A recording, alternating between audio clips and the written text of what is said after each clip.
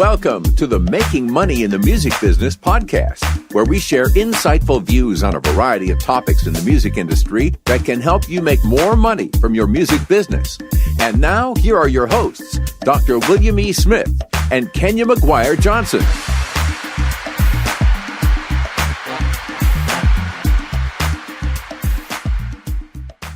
Hey, Kenya, we're back. Hello, William Smith. We are back. Yep, back in the pastel mood. Yes, we're. If you are watching us, and I know you are, because you are now officially a subscriber to our YouTube channel. There we go. But yes, we are wearing pastel like it's Easter, but it's not. But it is spring, and by the time this comes out, I think we'll be, if not the very 1st of May. I think this is by the time. Okay, cool. So we have a very good topic that is very apropos for Will and I.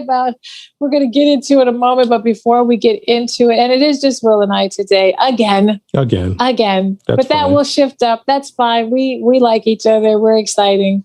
We hope we excite you as well. We have fun. We do have fun. So before we get into our topic of the day or of the episode, could you share a music tip?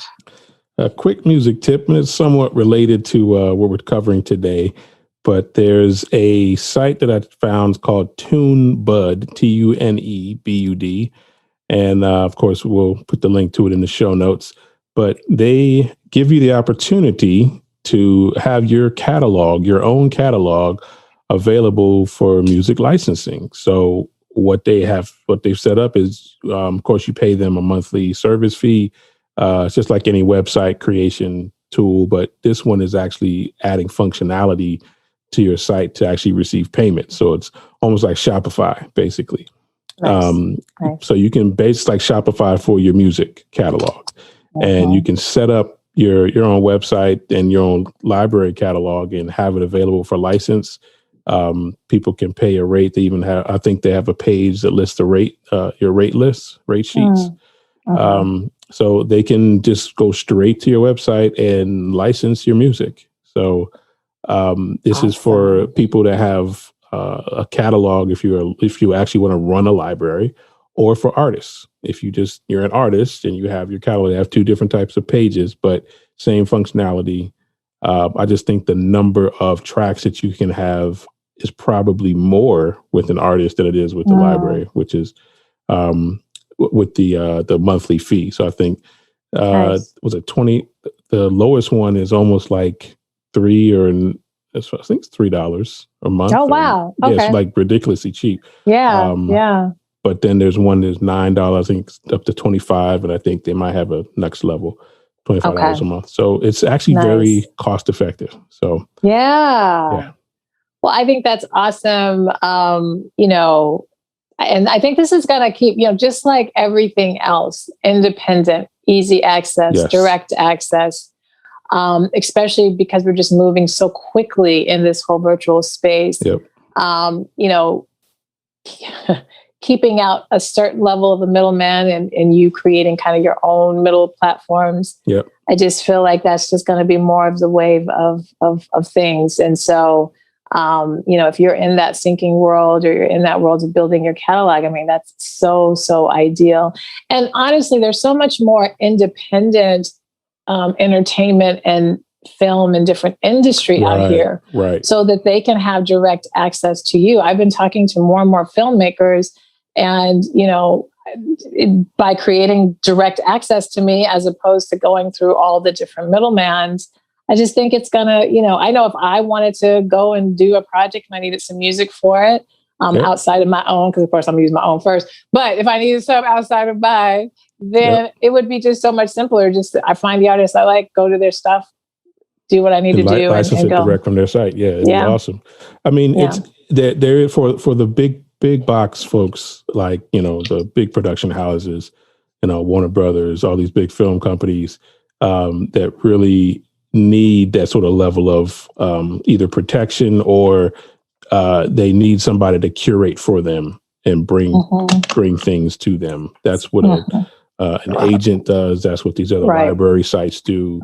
And yeah, it makes sense in that term. But for an individual artist, like all the indie stuff going around, if you're good at building relationships, if you can go to film festivals and build relationships, I mean, that's gold. I mean, you can really have people coming to your site and just using it. Yes. So, well, this is kind of part of it. This is kind of a good segue to our topic then. Yep.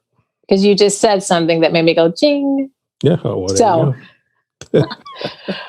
well, let's talk about our topic then. I'll let you introduce the topic because you kind of brought it up in our discussion prior to, well, it's I brought it up, but it's something we've both been sort of mulling over and dealing with in our own careers. And it's, when is it time to level up?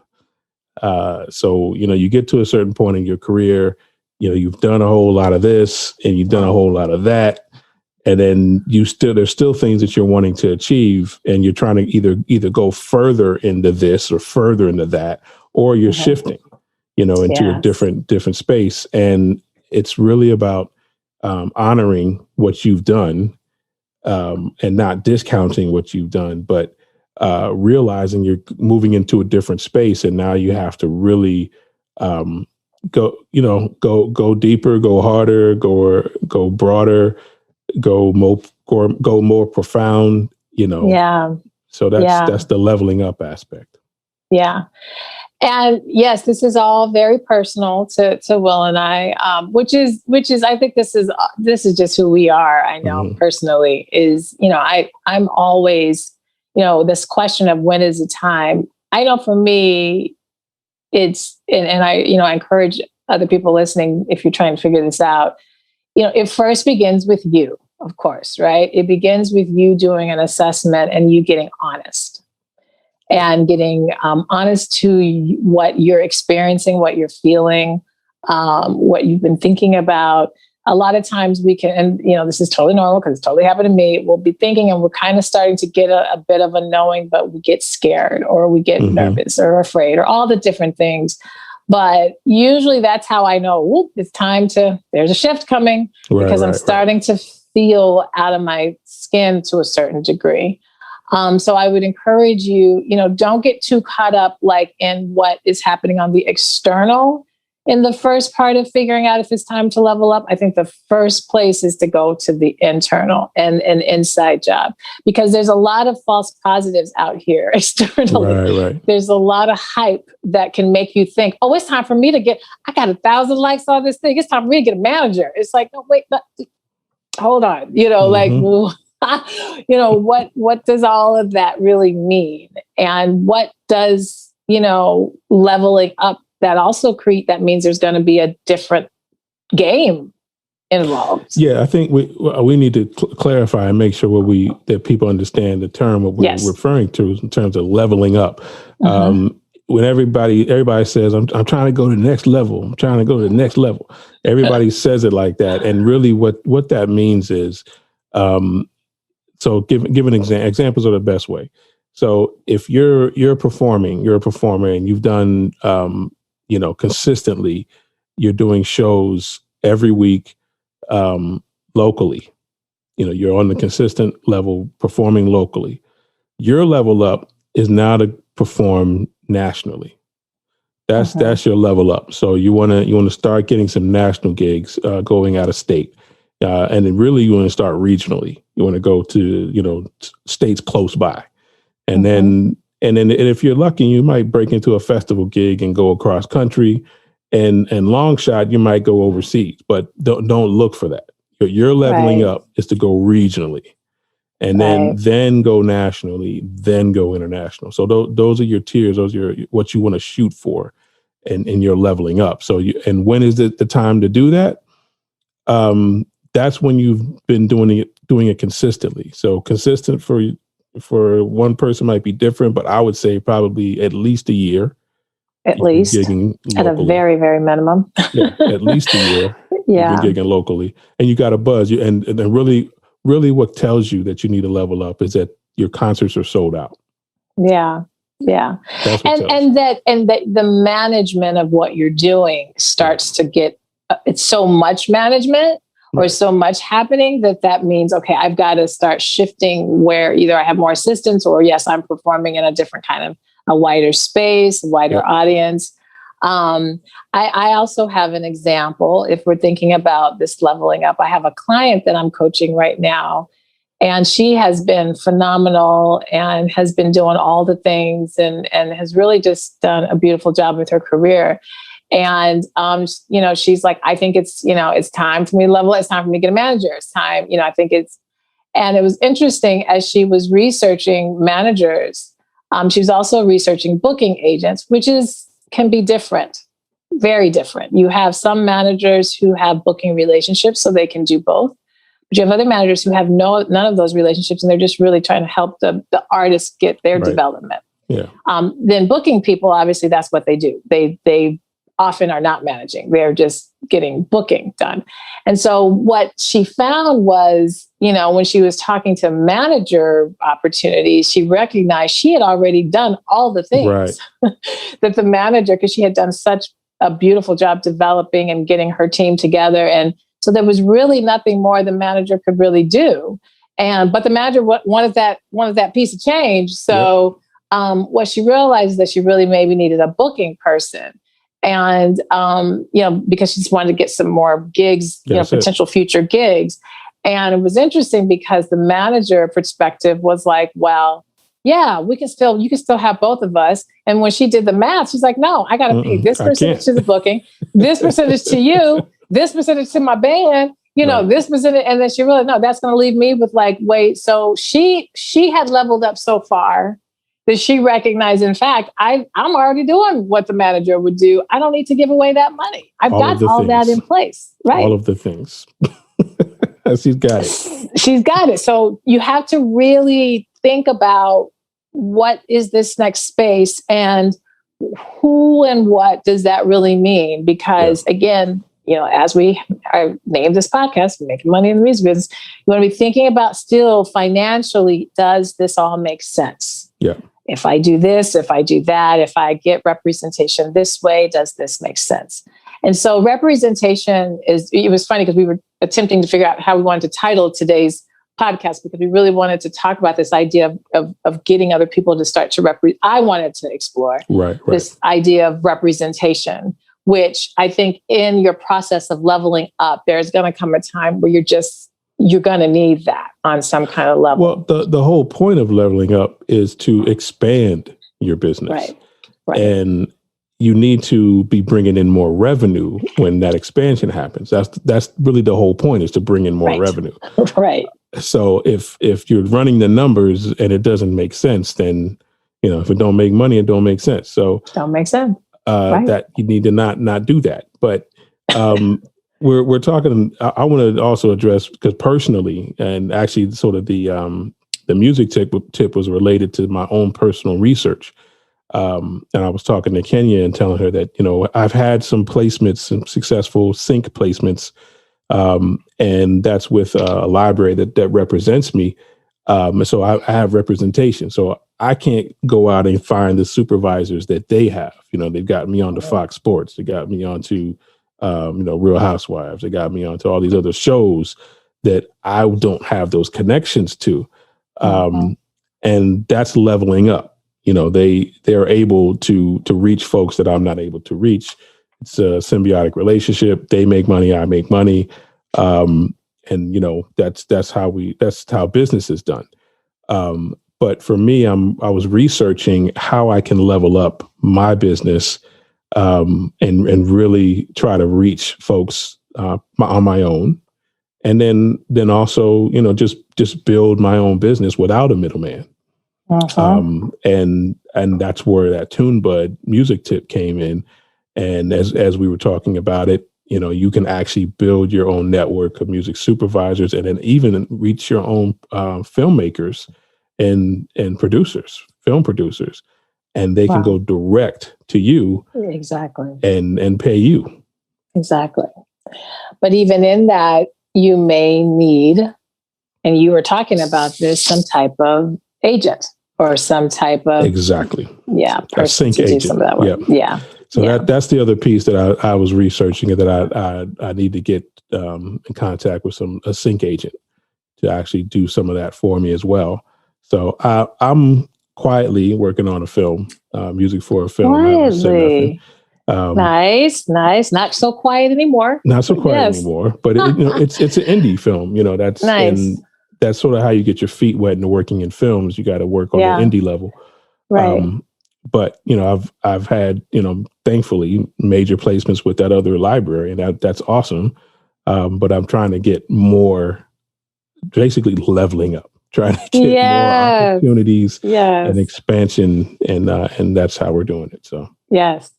So that's a wonderful, well, one, congratulations on sending positive vibes your way for the continuation of all of this. So that's one type of leveling up. Now, you had mentioned in the intro about also another kind of leveling up, which may mean shifting into another space, which is where I am a little bit more.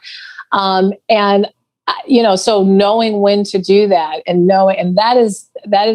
it's been fairly easy for me to do the level up the way, it's like, okay, I got to start getting this person. I mean, psychologically, there's a lot that goes with that, but it still was like, okay, I'm still being a performing artist. So, the core of what I'm doing. But where I'm at now, my leveling up is getting out of the core of what I'm usually doing. So I'm like shifting more into the business side and the behind the scenes side and the production side, not production of necessarily a song, but the production of events and experiences and opportunities for artists. And it goes quite in alignment with the development piece that I do. And even doing this podcast, it's that same space of how do you create spaces for artists? How do you create spaces so that artists can grow, learn, get exposure? And I love this space. And I had to, but I also really love music, right? So, but then I remember, you can, and I just did a post about this, I can chew gum and walk. Well, yeah. So we can do more than one thing. Now, I might only get to chew gum for a little while, I gotta take a break, but I can't chew gum and walk. And so I have just recognized, and once I made a decision, like, okay, this is where, for me, where God and universe is it's pulling me in another aspect of my artistry as a musician. And I can either keep resisting this or I can surrender to the shift that I feel. Right. And I fought a good fight. Then I got the TKO, I got knocked out. I was like, okay. And so I've been surrendering. And of course, and we say this all the time, the moment you surrender, then all these, these different opportunities come out of like really seemingly midair. And that's kind of what's happening on my end as I'm shifting more, into other phases of my interest and skills and abilities, whether it be within music, whether it be within coaching. Once I allowed myself to shift in that space, that leveling up in that way, a lot of different cool opportunities are starting to show themselves. Yep. And the cool part is I think sometimes people believe that if I shift or whatever, I'm going to be starting all the way from scratch again. And that might be the case. So, it might be, but more often than not, it's not. It's not. It's actually usually at a much higher space than you would be had you not had done the things you had been doing. Yep. So, the spaces I'm shifting into, I'm not starting at kindergarten. I'm actually starting at a pretty decent level. You're bringing some skills that you already have. I'm bringing skills that I already have and just putting them in a different environment. So when you're thinking of this notion of when is it time, there is that kind of upward within the same core of what you're doing. But then there might be a shifting a little bit out of that core, but still bringing over the same skills, gifts, all the things that you have is just now in a different space, and to not be afraid of that. And I want to make sure that you all don't get confused or just running around crazy because you're like, okay, well, I can do this or maybe leave what I'm doing. The real lighthouse piece or the one piece that really guides you is how does it make you feel? So your body, it has all your energy in it, and it has all the knowledge in it. And when it has something that, when you come against something or come up to something that it doesn't like, or it doesn't think that is not good for it, you will have a reaction. You just got to know how to pay attention to that. Yes. And even that refers to thoughts. If you have a thought that you don't like, your body will react and let you know. And if it is something that you do like, and it's something that is for you or resonates, that's the whole point. It's resonating through the frequencies of your body. It will feel good. It will, make you have more energy. So these are the things that really point you in the right direction. We can talk about the details, the minutia of what it is. But that's how I know that this is the way. And it took me a second, how I know this is the way I need to be walking. I was thinking, okay, because I was meeting up with, resistance of not being able to expand the way I wanted to. And I'm like, what should I do? What is that? Like you just talked about, the space of the unknown, just the chaos, stuff's not happening the way I wanted it to, or pictured or thought it would, or I'm not feeling the energy at this moment. You're in that space. And then what I asked myself, I said, if I stop doing production music and film type music and trailer music, would I be happy? Right. And heck no. I love doing this stuff. I love creating these tracks, and this is a passion of mine. So I'm going to do this regardless. So that is my path. And so continue and level up. Yes. And I'm so glad you just said, because I was doing the same thing. I'm like, I love music though. I can't imagine not creating music. And then, inside of me, it's like, then don't. And I mean, then keep going with it and just understand that it will eventually reveal itself. Right. But I had to listen to what you were just saying, which, I'm so big on this in everything I teach. I don't care if I'm teaching, I don't know, anything I'm coaching and teaching. It starts with you, and you have to learn to listen to you, and you have to learn to be honest with you. Yep. Because if you can be honest with yourself and be willing to listen, it tells you everything you need. You're already built for it. You're built for it. We are so conditioned to tune out and to accept the external before we accept the internal. Yes. That's where we get all weirded up and tied up. Your gifts will make room for you. I know you've heard that. It is constant. It has been proven triple time, which is why I'm more willing now to take risks and to take leaps, because it has been shown to me. I've had the evidence. I got the evidence. It's right there. It's shown me. Well, knowing you the way that I do for many years and knowing the gifts and assets that you have, there's a part of you that needed to get expressed and that was being suppressed. Absolutely. And that's why you're making that shift, because this is the time for that to come out, and it's necessary. It's needed, number one, but for you, it's needed as well, because, we can't suppress parts of ourselves, because we know if there's something that we love doing and we're passionate about it, we have to do it. And it has to be done, and that's where you are. And if you don't do it, it's gonna just haunt you. It's just gonna chase you, and it's gonna it's gonna come out in these really, really, really difficult and suppressing and suffocating ways.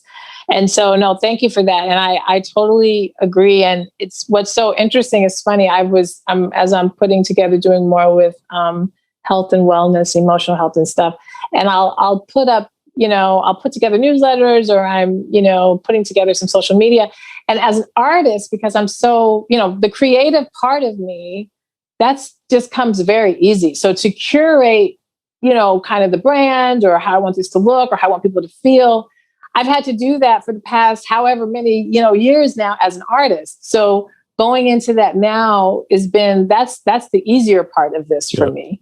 And so, we build upon those things. So just make sure you are taking the time If you're feeling that kind of restlessness, or you're feeling like fatigue, or you're feeling like, you keep having some kind of resistance, something kind of blocking you, you'll do this, and then it'll be one step forward, 12 step back.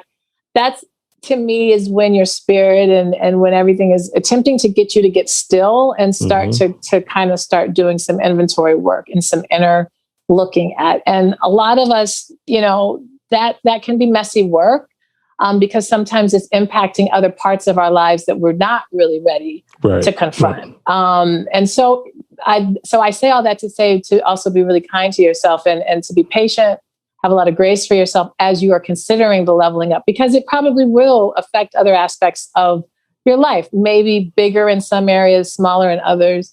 But the point is we're constantly in this evolution. You're constantly in this journey, and it wants to level up. That's why you're here. It wants to do that, but you have to be ready for that, and you have choice. You hit an important point. And this, I think we have to say this: leveling up is uncomfortable. It is very uncomfortable. Yeah. It is not easy. And it's because it requires you to shift from your habits and your traditional mode of thinking. And what that does, it causes frustration. It causes all the negative emotions.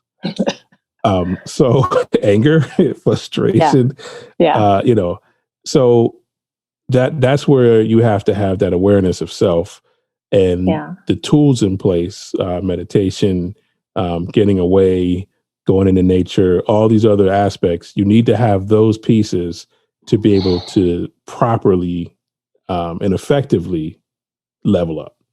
Right. Because you'll go into it kicking and screaming if you don't. Absolutely. And what you just said about tools, which I think, we can probably kind of wrap up with this, but this tools piece. So I use a lot of spiritual tools to help me, because it is incredibly uncomfortable. I know that people think it's like, nah, I mean, I'm uncomfortable as I don't know what, like it's painful often. But what I continue to do is get my little toolbox, and I constantly am feeding and storing up. I'm going to Home Depot and Lowe's, and I'm getting these tools to put in my box so that as I'm building and as I'm growing, I don't just use a hammer. I've got a wrench, I've got a hammer, I got some drills, I got some nails. And so for me, my tools, when I can spiritually get tools, when I can learn more about myself from different dimensions, like whether it be, I'm into astrology, numerology. I've just now started to get into human design, which is really helping me understand why I'm doing and feeling what I'm doing, because it's looking like, okay, your design, your makeup, and they look at actual chakras. So it gets really deep. But anyway, my makeup, I'm made for this. I'm going to have a lot of ideas. She's like, yep, your head chakra is very open, which means a lot's going to come in. She's like, but your throat chakra is very fixed. And so because it's fixed, that means it wants to analyze all the different things that keep coming in, which you have to be careful for, because you'll start overthinking stuff and those ideas don't get to allow themselves to manifest. So now that I recognize that about myself, when I start to go into crazy, analytical space, I've been able to say, stop, let it flow. It'll resolve itself. It may not make complete sense, or that's an idea. Free. It's just an idea. Let it move on. So learning more about yourself in different ways. And for me, I'm more into the spirit science side of things, like what Joe Dispenza talks about. And what he, some of the things that he really brought that's clarified for me was that, we're addicted to our thoughts. And it's an actual chemical addiction. Like he's a doc scientist, doctor. So it's an actual chemical addiction that we have to thoughts. And we don't even know that the thoughts that are bad for us because it just feels like us. It just feels like us. Right. It's an addiction. So you have to get space around that, your thoughts, to really get to understand what those thoughts are. And then when you try to make a shift, like we're talking about, it's going to be uncomfortable because you're breaking an addiction. Like that book, Breaking the Habit of Being Yourself.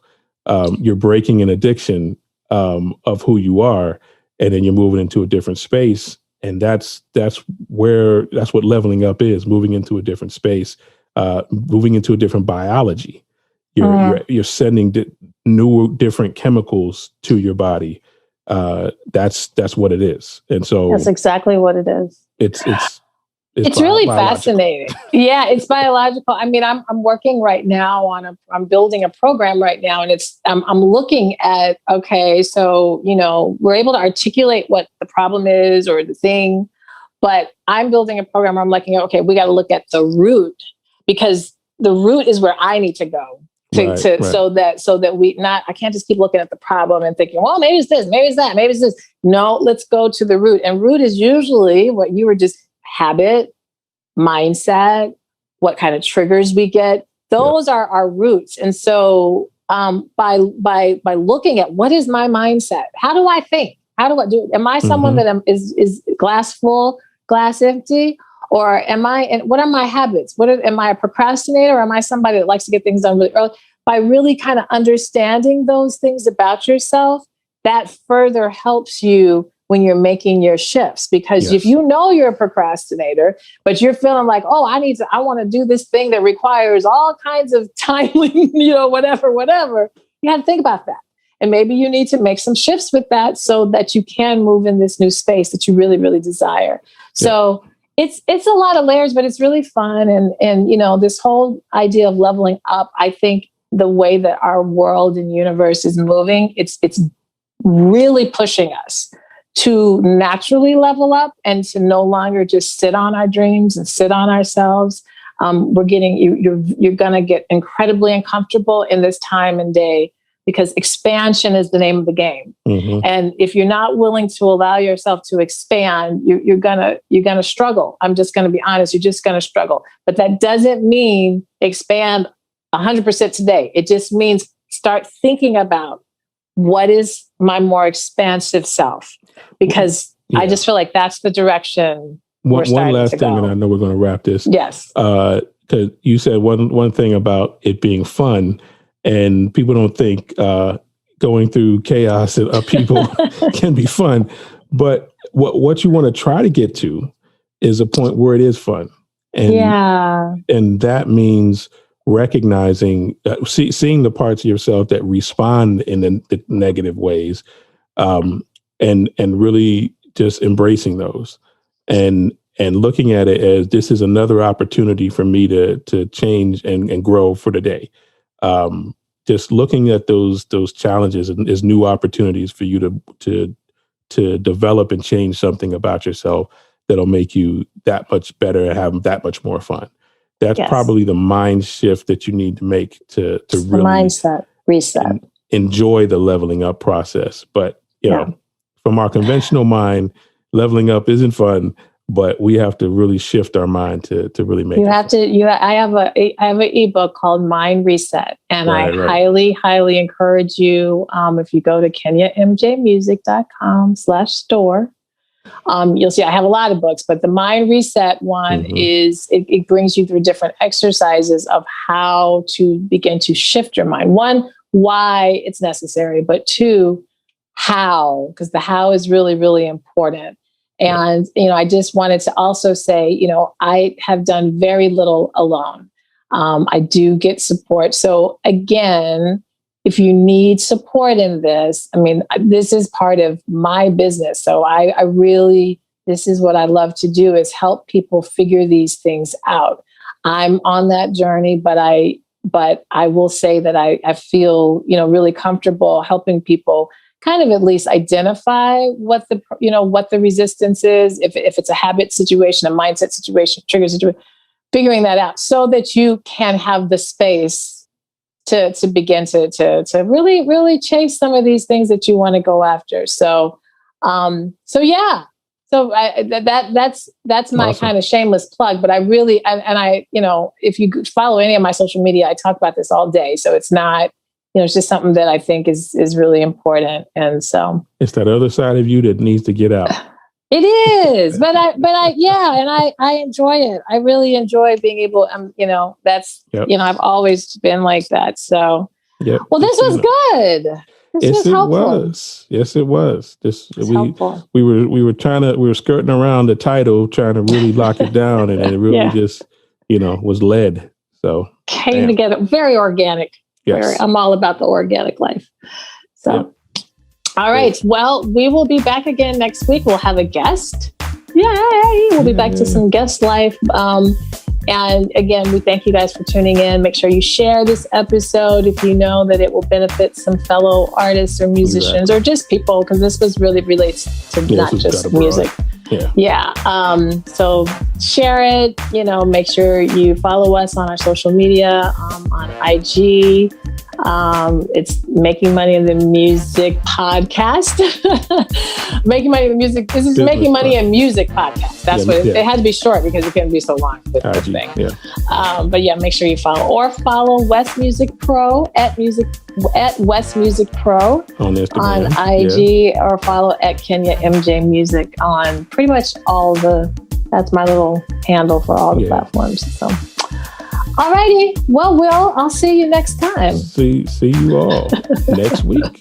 All right. Another great episode. Yes. All righty. All right. Take care. Bye. Bye. Thank you for listening, and we hope you enjoyed this podcast episode. Please subscribe to our podcast on your podcast player and leave us a rating and review. Also, please leave us a comment on our Facebook or Instagram page. And if you would like to contact us about a specific topic, you can email us at 3mbpodcast@gmail.com.